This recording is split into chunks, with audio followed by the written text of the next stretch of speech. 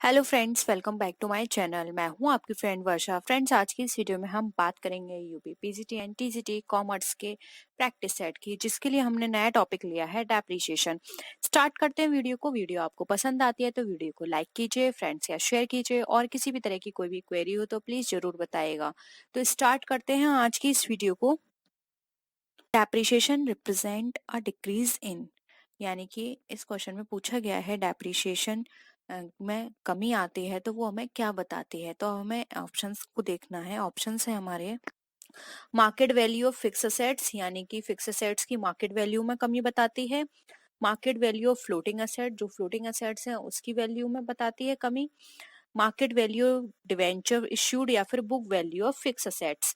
तो देखिए, आप सबने डेप्रिसिएशन पढ़ा होगा। डेप्रिसिएशन हम क्यों लगाते हैं? देखिए, कोई भी मशीन, कोई भी फिक्स असेट्स हम परचेज करते हैं तो वो टाइम, जैसे ही टाइम होता है उसको यूज करते हैं तो उसकी जो लाइफ है वो कम होने लगती है, यानी कि उसमें कुछ खराबी आने लगती है जिसको रिपेयरिंग करानी पड़ती है। तो इस तरह से क्या होता है, ये सारी कमी हमारी कहलाती है डेप्रिसिएशन। तो ये डेप्रिसिएशन जब हम लगाते हैं तो किस चीज में कमी आएगी हमें वो बताना है। डेप्रिसिएशन में कमी आती है जब हम डेप्रिसिएशन लगाते हैं तो उससे जो असेट्स होती है उसमें हम डेप्रिसिएशन माइनस कर देते हैं। तो जो रिमेनिंग अमाउंट निकल कर आता है उसको हम बोलते हैं उस चीज का जो पर्टिकुलर असेट है उसकी वैल्यू। तो यानी कि उसकी वैल्यू कम होती गई, इसलिए यहाँ पे book value of fix assets यहाँ पे राइट आंसर हो जाएगा। वो फिक्स असेट जो है उसकी वैल्यू में जो बुक वैल्यू होती है उसमें कमी आ जाती है, इसलिए यहाँ पे ऑप्शन डी हमारा राइट आंसर होगा। देखिए, market value of fix assets, market value तो उसकी कम होगी ही, क्योंकि देखिए मार्केट वैल्यू कम भी हो सकती है, ज्यादा भी हो सकती है।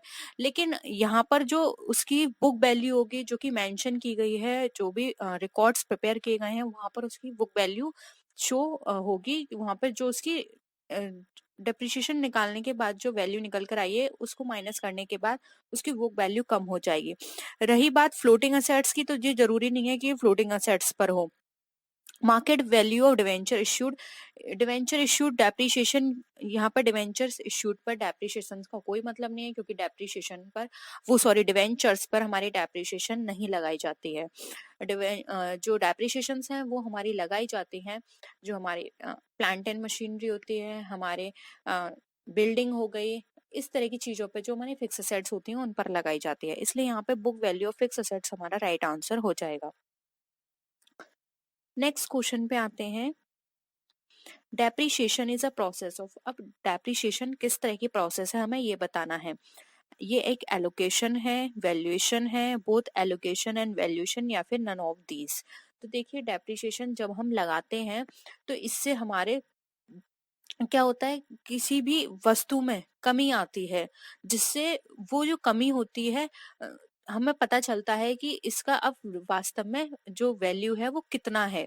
तो इस तरह से क्या होता है, हम उसको कोई अब आपने बहुत सारे मेथड पढ़े होंगे डेप्रिसिएशन के, जिसमें हमारा आता है फिक्स होता है, हमारा डिमिनिशिंग मेथड होता है। तो इसमें क्या होता है, हम एक वैल्यूज को अलोकेट कर रहे हैं कि हमें पर्टिकुलर टाइम में हर मंथ इतनी इतनी वैल्यू लगानी है या फिर इतना माइनस करना है। तो कि हमने क्या किया, एक वैल्यू वहां पे एलोकेट की और वहां पर लास्ट में हम उसकी रियल वैल्यू जो है वो निकालते हैं।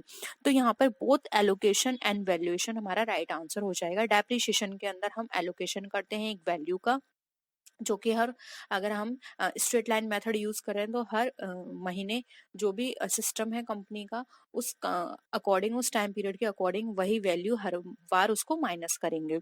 वैल्यूएशन क्या होता है, हमें राइट वैल्यू पता चलती है कि इतने पर्टिकुलर टाइम पीरियड के अंदर हमारी वैल्यू 0 हो जाएगी या फिर हमारी वैल्यू इतनी कम हो जाएगी। तो ये डेप्रिसिएशन के थ्रू ही हमें पता चलता है, इसलिए ऑप्शन सी हमारा राइट आंसर हो जाएगा। नेक्स्ट क्वेश्चन है, the amount of depreciation provided in the sinking fund method when compare to annuity method is. अभी मैंने आपको ये एन्युटी एंड सिंकिंग फंड दोनों डिस्कस किए थे, तो आपको ये बताना है कि जो अमाउंट है डेप्रिसिएशन का सिंकिंग फंड के अंदर, अगर वो एन्युटी से कंपेयर किया जाए तो वो क्या रहता है, हाई रहता है, लो रहता है, इक्वल होता है, या फिर अनप्रिडिक्टेबल है।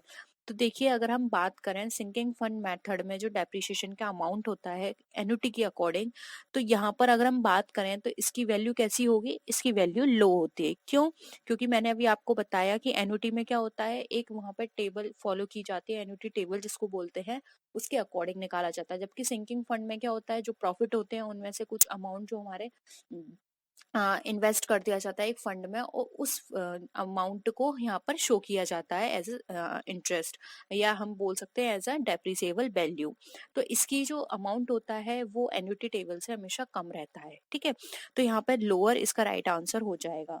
और अभी हम थ्योरी भी डिस्कस करेंगे, तो वहां पर हम डिटेल में इनको पढ़ेंगे कि क्या क्या कैसे कैसे सारी चीजें यहाँ पे कैलकुलेट की जाती हैं और किस तरह से यहाँ पर डेप्रिसिएशन निकाला जाता है। ठीक है, नेक्स्ट क्वेश्चन पे आते हैं। Depreciation on fix asset is, अब फिक्स असेट पर डेप्रिसिएशन जो होता है वो हमारा क्या कहलाता है?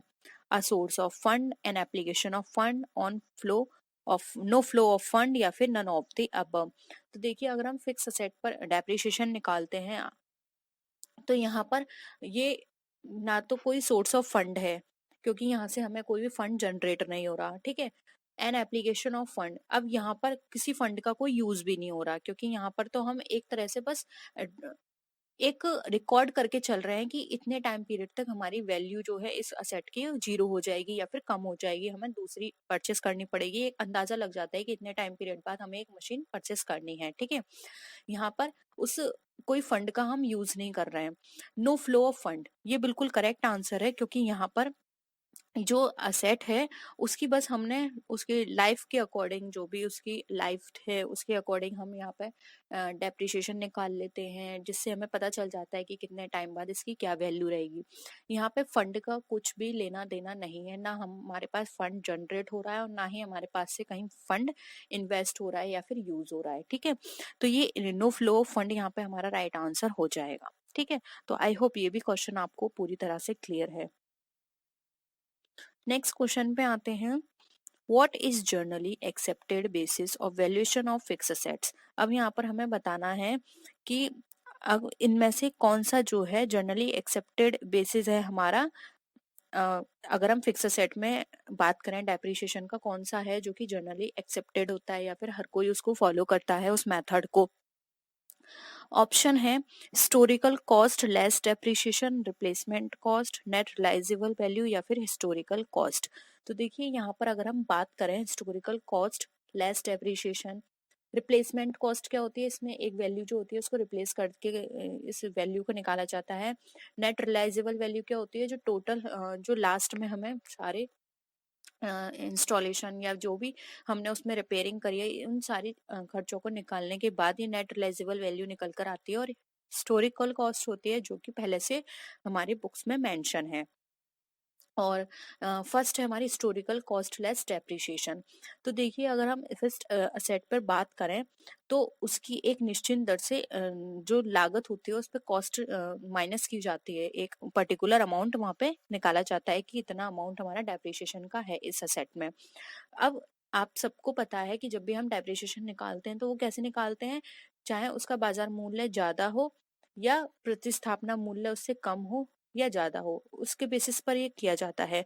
तो यहाँ पर किस तरह से निकाला जाता है, जो भी उसकी हिस्टोरिकल कॉस्ट होती है माइनस उसमें डेप्रिसिएशन कर दी जाती है, उसके बेसिस पर यहाँ पर ये वैल्यूएशन इसका किया जाता है। तो सबसे ज्यादा जो एक्सेप्टेड मेथड है इसके अंदर वो है हमारा option number A, historical cost less depreciation. ठीक है, रिप्लेसमेंट वैल्यू यहाँ पर ज्यादा रिलायबल नहीं है, नेट रिलाइजेबल वैल्यू भी इतना लोग नहीं मानते और ना ही हिस्टोरिकल कॉस्ट। तो ऑप्शन ए यहाँ पे हमारा राइट आंसर हो जाएगा। अगर आपको ये सारे मेथड्स एक बार फिर से पढ़ने हैं क्या है ये सारे, तो हम इनको एक बार फिर से अपनी थ्योरी क्लास में डिस्कस कर लेंगे। ठीक है, नेक्स्ट क्वेश्चन पे आते हैं। In which method of calculating depreciation, interest on the cost of the asset is taken into consideration। अब यहाँ पर हमें बताना है कि कौन सा मेथड है वो डेप्रिसिएशन का कैलकुलेट करने का, जिसमें हमारी जो इंटरेस्ट कॉस्ट पे जो कॉस्ट है उस पे इंटरेस्ट हमारी ध्यान, मतलब जब भी हम किसी की डेप्रिसिएशन निकालते हैं तो वहां पर जो हमारी कॉस्ट होती है असेट की वहां पर इंटरेस्ट को ध्यान में रखा जाता है। तो मैंने अभी आपको मेथड्स पढ़ाए थे स्टार्टिंग का, जब हमने थर्ड या फोर्थ क्वेश्चन किया था, तो वहां पे मैंने आपको बताए थे स्ट्रेट लाइन मेथड हो गया, हमारा डिमिनिशिंग मेथड हो गया, एन्युटी मेथड हो गया और सिंकिंग फंड, ये 4 मेथड मैंने आपको डिस्कस किए थे। तो आंसर उन चारों में से ही आपको बताना है। तो देखिए यहाँ पर भी ऑप्शंस में गिवन है, एन्युटी मेथड है, फिक्स्ड इंस्टॉलमेंट मेथड है, इंश्योरेंस पॉलिसी मेथड है और सिंकिंग फंड मेथड है। तो देखिए यहाँ पर बात करें कि जब हम डेप्रिसिएशन को कैलकुलेट करते हैं तो इंटरेस्ट कहाँ पर हम कैलकुलेट करते हैं, कहाँ पर ध्यान में रखा जाता है कि इंटरेस्ट इसमें लगाना है।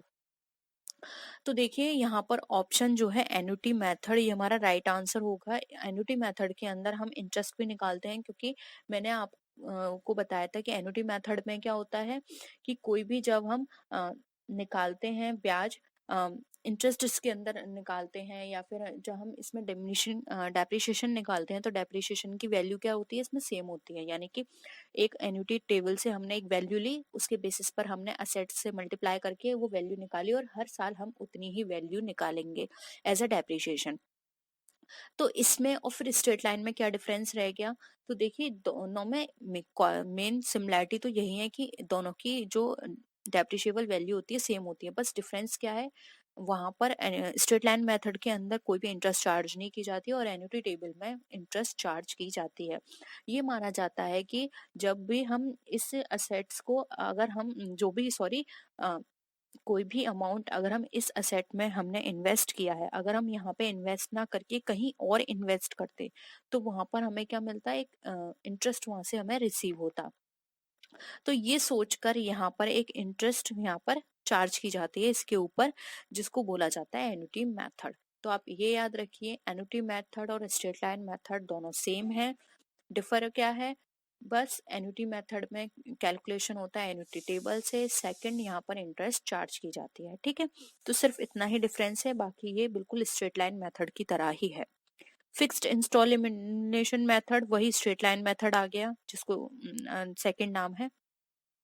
इंश्योरेंस पॉलिसी मेथड, इसको हम दूसरी क्लास में डिस्कस करेंगे, आप इतना समझ लीजिए इसके अंदर एक पॉलिसी ली जाती है अपने डेप्रिशिएबल वैल्यू के लिए, और उस पॉलिसी के थ्रू यहाँ पर जो हमारी डेप्रिशिएशन है वो चार्ज की जाती है।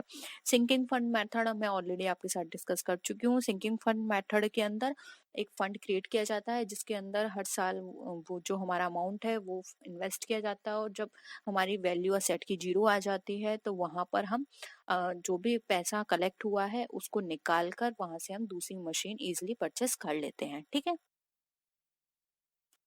नेक्स्ट क्वेश्चन है, which of the following term is used to describe the process of writing down the long term investment in intangible assets? अब यहाँ पर बताया गया है कि intangible assets में जब भी हम लॉन्ग टर्म इन्वेस्टमेंट करते हैं तो उसको उसके ऊपर जब भी हम किसी भी तरह की कोई उसको राइट ऑफ करते हैं, तो वहां पर जो टर्म यूज किया जाता है उसको राइट ऑफ करने में उसको क्या कहा जाता है? देखिए अभी मैंने फिक्स असेट्स की बात की थी, टेंजिबल असेट्स की बात की थी, उसको हम राइट ऑफ करने के लिए क्या कर रहे थे, अब तक डेप्रिसिएशन लगा रहे थे। अब यहाँ पर आ गई इंटेंजिबल असेट्स।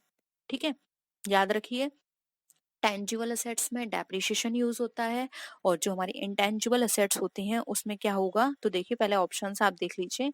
ऑप्शंस है हमारे अमोर्टाइजेशन, डेप्रिसिएशन, डिप्लीशन और डिलैपिडेशन। तो देखिए यहाँ पर जो हमारा इंटेंजिबल असेट्स के बारे में पूछा गया है, तो इंटेंजिबल असेट्स में अमोर्टाइजेशन, जिसको ऋण मुक्ति भी बोलते हैं, वो यहाँ पे यूज किया जाता है। और यहाँ पे अगर टेंजिबल असेट्स के बारे में पूछा जाता तो टेंजिबल असेट्स के अंदर हम यूज करते हैं डेप्रिसिएशन। तो आई होप ये भी क्वेश्चन आपको पूरी तरह से क्लियर है। नेक्स्ट आते हैं, lease hold property is generally depreciated by. अब जो लीज होल्ड प्रॉपर्टी होती है वो हमारी डेप्रिशिएटेड होती हैं किसके द्वारा? एन्युटी मेथड के द्वारा, fixed installment method, written down value method या फिर इंश्योरेंस पॉलिसी मेथड। देखिए जो लीज होल्ड प्रॉपर्टी होती हैं उन पर हमेशा यूज किया जाता है एन्युटी मेथड। ठीक है, तो ये आप याद रखिए, लीज होल्ड प्रॉपर्टी पर हम एन्युटी टेबल मेथड या फिर एन्युटी मेथड को यूज करते हैं। ठीक है, तो ऑप्शन ए यहाँ पर हमारा राइट आंसर है। और ये बाकी fixed installment and return on insurance policy, ये सब मैं आपको ऑलरेडी डिस्कस कर चुकी हूँ।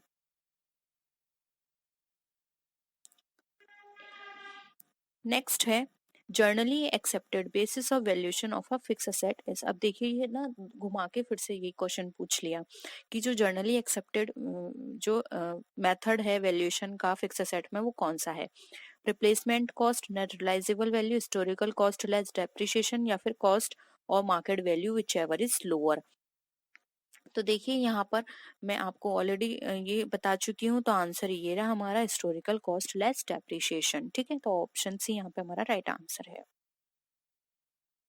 नेक्स्ट क्वेश्चन है which of the following is not a source of fund. अब इसमें से कौन सा हमारा सोर्स ऑफ फंड नहीं है, हमें ये बताना है। Purchase of machinery, profit earn during the year, issue of share capital, या फिर लॉन्ग टर्म लोन रेस्ड। तो इसमें से बताना है कौन सा हमारा सोर्स ऑफ फंड नहीं है। तो देखिए यहाँ पर अगर हम सोर्स ऑफ फंड की बात करें तो फर्स्ट ऑप्शन को छोड़कर बाकी सारे से हमें कहीं ना कहीं से कैसे ना कैसे हमें क्या मिल रहा है, फंड मिल रहा है। देखिए जब हम प्रॉफिट अर्न करते हैं ड्यूरिंग द ईयर तो हमारे पास क्या आया, फंड आया एज अ अर्निंग। ठीक है, और इश्यू ऑफ शेयर कैपिटल, जब हमने शेयर कैपिटल इश्यू किए तब भी हमें क्या मिला, जो हमने कॉल्स लीन सारे हम, फिर चाहे एप्लीकेशन हो सब फिर हमारा अलॉटमेंट हो, फर्स्ट कॉल हो सेकंड कॉल हो, इन पर हमें क्या मिला, फंड मिला। फिर आया लॉन्ग टर्म लोन रिस्क, जब हमें लोन मिला तो लोन से हमें, जब हम लोन लेते हैं लोन मिलता है तो हमें क्या मिलता है, फंड मिलता है। तो कहीं ना कहीं ये सारे ऑप्शंस हमारे सोर्स ऑफ फंड के मेथड में आते हैं। लेकिन यहाँ पर बात करें परचेज ऑफ मशीनरी तो ये सोर्स ऑफ फंड नहीं है। यहाँ से तो हमारे पास मशीनरी आई और हमारे पास से फंड गया, सोर्स मतलब हमने मिला नहीं है, हमारे पास से गया है। इसलिए यहाँ पे ऑप्शन परचेज ऑफ मशीनरी हमारा राइट आंसर हो जाएगा। नेक्स्ट क्वेश्चन है under which of the following methods the asset is shown at original cost throughout its life। हमें बताना है इस मेथड के ऐसा कौन सा मेथड है जिसके अंदर हमारी जो असेट्स है उसकी original cost through out life एक जैसी रहती है। Straight line, diminishing balance, depreciation fund, या फिर नन ऑफ दीज। तो देखिए यहाँ पर अगर हम बात करें तो पूरी जीवन काल में उसकी जो है कॉस्ट कैसी रहेगी, ओरिजिनल कॉस्ट पे वो शो करेगी। तो वो ओरिजिनल कॉस्ट पे हमारी शो करती है डेप्रिसिएशन फंड में, क्योंकि मैंने आपको बताया था कि यहाँ पे जो डेप्रिसिएशन अमाउंट है उसका एक फंड क्रिएट कर दिया जाता है और उस फंड के नाम से वहां पे शो होता रहता है। ठीक है, तो यहाँ पर ऑप्शन सी हमारा राइट आंसर हो जाएगा। इसमें स्ट्रेट लाइन में भी हमारी वैल्यू एक हद तक क्या हो जाती है, जीरो हो जाती है, और डिमिनिशिंग में जीरो नहीं होती लेकिन कम होती रहती है। लेकिन ओरिजिनल कॉस्ट हमारी डेप्रिसिएशन फंड में रहेगी, जिसको हम सिंकिंग फंड के नाम से भी जानते हैं। तो ऑप्शन सी यहाँ पे हमारा राइट आंसर। नेक्स्ट क्वेश्चन पे आते हैं। Total charge of depreciation and maintenance of assets on the profit and loss account will be uniform under। अब यहाँ पर हमें बताया गया है कि जो भी हमारे डेप्रिसिएशन का जो टोटल चार्ज हमने लगाया था उसकी मेंटेनेंस में असेट्स की, वो हमारे प्रॉफिट एंड लॉस अकाउंट में के मतलब कहाँ पर उसको एक समान दिखाया जाएगा, वो कहाँ पर एक वैल्यू होगी हमें वो बताना उस मेथड के अंदर। तो देखिए यहाँ पे डिफरेंट मेथड दिए हुए हैं, आपने डेप्रिसिएशन चैप्टर किया होंगे, वहां पे क्वेश्चंस करे होंगे, तो ये सारे मेथड्स आपने पढ़े होंगे। फर्स्ट देखिए यहाँ पर है हमारा straight line method. Straight line method, diminishing balance method, annuity method and depreciation fund method. तो देखिए यहाँ पर आप हम पहले एक एक करके इन सारे मेथड्स को पढ़ लेते हैं। देखिए स्ट्रेट लाइन मेथड में क्या होता है, एक वैल्यू निकाली जाती है और हर महीने या हर 6 महीने में वही वैल्यू उसकी असेट्स की यूज की जाएगी। ठीक है, वही जैसे कि फॉर एग्जांपल मैंने पहले साल निकाली 5,000 रुपए, तो दूसरे साल भी 5,000 रहेगी, तीसरे साल भी 5,000 रहेगी और चौथे साल भी 5,000 रहेगी। ठीक है, फिर आता है diminishing balance method. Diminishing balance method में क्या होता है, फॉर एग्जांपल जैसे कि अभी मैंने आपको ऊपर एग्जांपल बताया था 5,000 है, तो डिमिनिशिंग मेथड में क्या होगा, जैसे असेट्स थी हमारी 40,000 की, 5,000 हमने डेप्रिसिएशन लगाया उस पे। फॉर एग्जाम्पल है 5,000, 5,000 इतना परसेंट होता नहीं है, 500 होगा, लेकिन आप 5,000 मानिए तो जैसे 40,000 में से 5,000 आपने माइनस किए तो कितना बचा आपके पास, 35। तो जो सेकंड ईयर होगा वहां पे 35,000 पर डेप्रिसिएशन लगेगी, ना कि वो 5,000 वाली होगी। यानी कि हर साल उस जो भी असेट्स का बैलेंस होगा उस पर डेप्रिसिएशन लगाई जाएगी।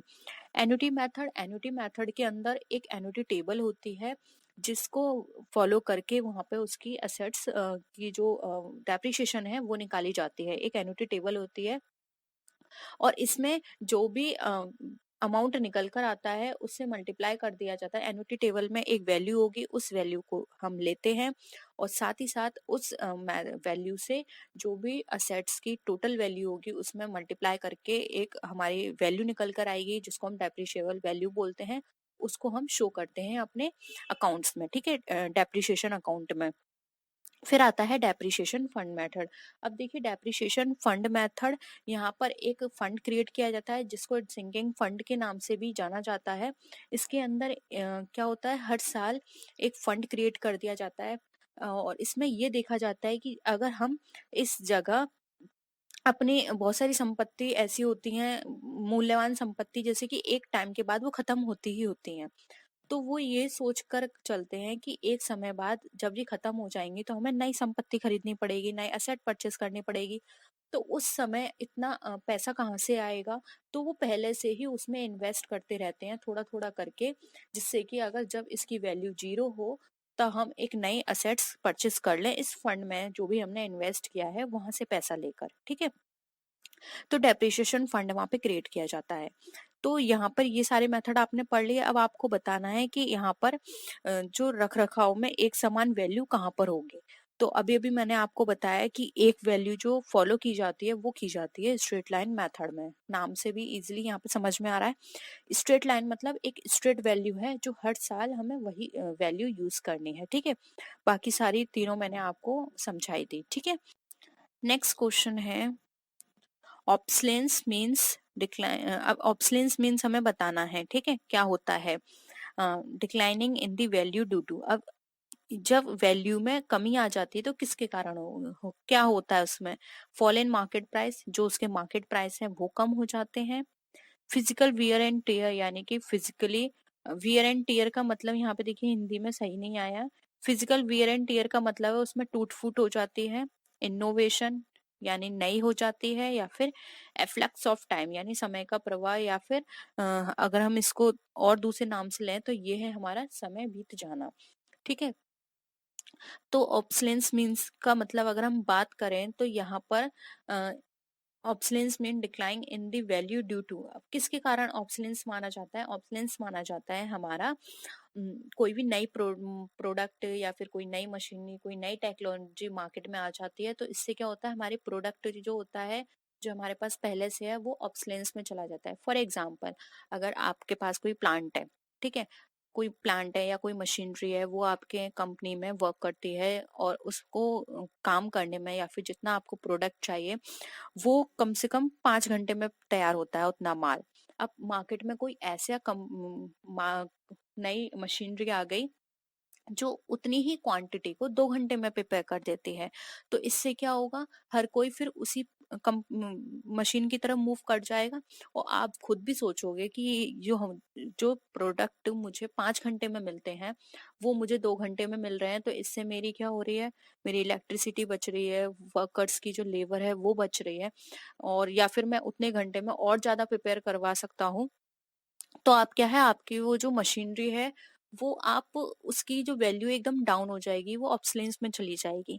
तो यहाँ पे ऑब्सलेंस होता है हमारा इनोवेशन से, किसी भी तरह का कोई भी टेक्नोलॉजी आ गई नई, कोई और वैल्यूज में ऐड हो गई जिसकी वजह से वो नए प्रोडक्ट जो है वो हमें और भी ज्यादा बेनिफिट प्रोवाइड कर सकता है।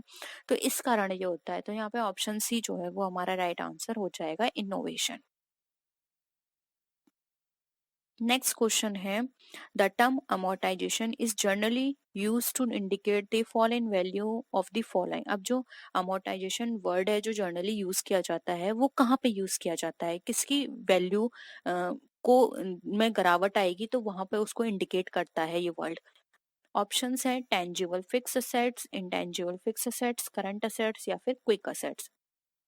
देखिए अगर हम बात करें तो ये भी हम डिस्कस कर चुके हैं, टेंजिबल असेट्स डेप्रिसिएशन के लिए होता है और इंटेंजिबल असेट्स हमारा अमोर्टाइजेशन के लिए होता है। तो यहाँ पे ऑप्शन बी हमारा इंटेंजिबल असेट्स राइट आंसर हो जाएगा। Current assets and quick assets पे कोई भी इस तरह की चीजें नहीं लगाई जाती हैं, ठीक है। तो ये थे हमारे आज के क्वेश्चंस। आई होप आपको क्वेश्चंस पसंद आए होंगे, क्वेश्चन का लेवल पसंद आया होगा। क्वेश्चंस आपको कैसे लगे प्लीज कमेंट सेक्शन में बताइएगा। किसी भी तरह की कोई भी क्वेरी हो कमेंट सेक्शन में बता सकते हैं। तो नेक्स्ट वीडियो में फिर मिलते हैं आपसे और भी अच्छी वीडियोस के साथ। तब तक के लिए टेक केयर, बाय बाय।